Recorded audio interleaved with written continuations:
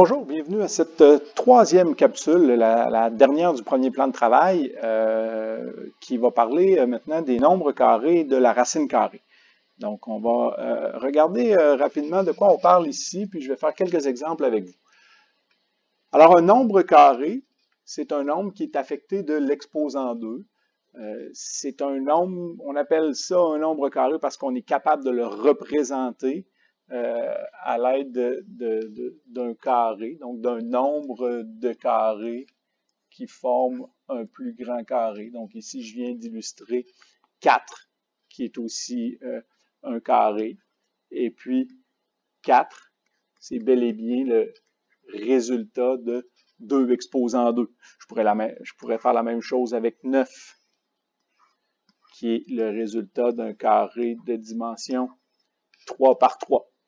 Alors, les premiers nombres carrés, on vous les a écrits ici. Ce n'est pas à connaître par cœur, bien que si vous maîtrisez bien votre calcul mental, c'est des nombres que vous devriez quand même connaître, puis qui sont utiles à reconnaître. C'est utile de les reconnaître parfois dans certains exercices.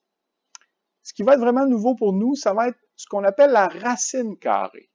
C'est-à-dire maintenant de faire le chemin inverse. Tantôt, on a vu que lorsque j'ai un carré de dimension 3 par 3, je suis capable de trouver le nombre total de petits carrés en effectuant l'opération 3 exposant 2.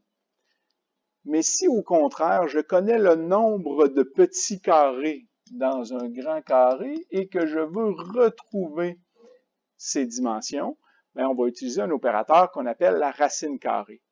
Donc, bien important vraiment de comprendre, on parle ici de l'opération inverse de celle qui consiste à élever un nombre positif au carré. Cette opération inverse s'appelle extraire la racine carrée. Donc, l'extraction de la racine carrée.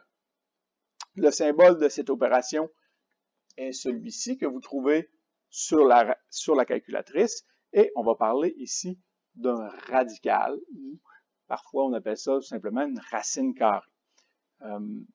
Notez que le nombre sous le radical, lui, porte un nom particulier que vous devez connaître aussi, c'est le radicand.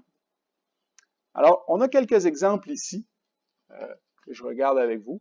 Alors, la racine carrée de 9, qu'on écrit comme ça, avec le symbole de radicand et le 9 à l'intérieur, le symbole de radical, pardon, et le radicand 9 qui est à l'intérieur.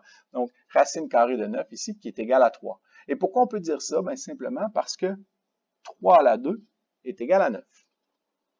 D'autres exemples sont là. Donc, racine carrée de 121 est égal à 11. Donc, radicand, c'est 121. Et 11, c'est la racine carrée de cette radicande, c'est-à-dire de 121. De ce radicand, pardon. L'aire d'un carré, maintenant, est de 64 cm². Alors, si je connais l'aire d'un carré de 64 cm² et que je cherche la mesure ici de son côté, bien, vous savez que si je connaissais la mesure du côté et que je cherchais l'aire, j'élèverais cette mesure au carré. Mais maintenant, si je veux faire le chemin inverse, je vais utiliser l'opération inverse, c'est-à-dire faire la racine carrée de 64. Je vais vous ajouter un petit exemple parce qu'il y a ça dans les exercices, puis je pense que c'est important pour vraiment bien comprendre. Puisque l'exposant et la racine carrée sont des opérations inverses, bien, on va avoir des choses comme ça, même si vous l'avez dans l'exemple un petit peu plus bas ici quand même, juste pour vraiment bien comprendre, puisqu'on a des opérations inverses, si j'écris racine carrée de 5 exposant 2, ici j'effectue deux opérations, une à la suite de l'autre, un exposant 2, une racine carrée. Comme ces opérations-là sont des opérations inverses, ça veut dire que je devrais revenir à mon nombre de départ. Effectuons le calcul.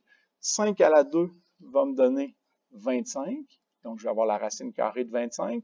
Puis ensuite, racine carrée de 25, bien, quel est le nombre qui se multiplie par lui-même et donne 25? Bien, ce nombre est 5. Donc, je suis effectivement revenu à mon nombre de départ. Et ça, c'est vrai dans un sens ou dans l'autre. C'est-à-dire, si je vous demande quelle est la racine carrée de 7 au carré, puisque j'effectue les deux opérations inverses l'une à la suite de l'autre, je vais revenir à mon nombre de départ.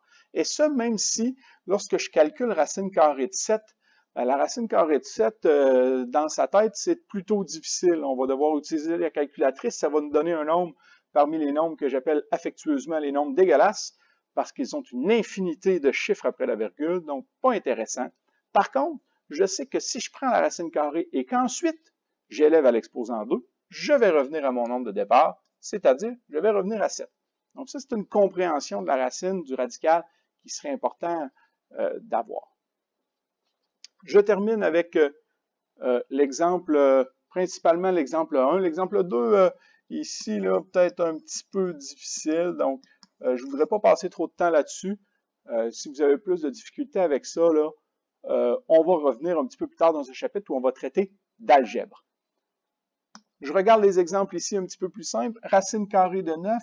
Donc, ce que je me demande dans ma petite tête à moi, c'est qu'est-ce que je vais multiplier par lui-même pour donner 9?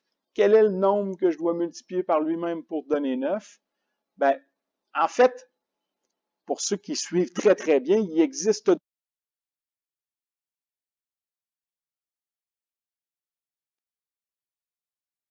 trois. Par contre, la racine carrée, elle, on va toujours prendre le nombre positif. Alors, quel est le nombre que je dois multiplier par lui-même pour obtenir 9? C'est 3.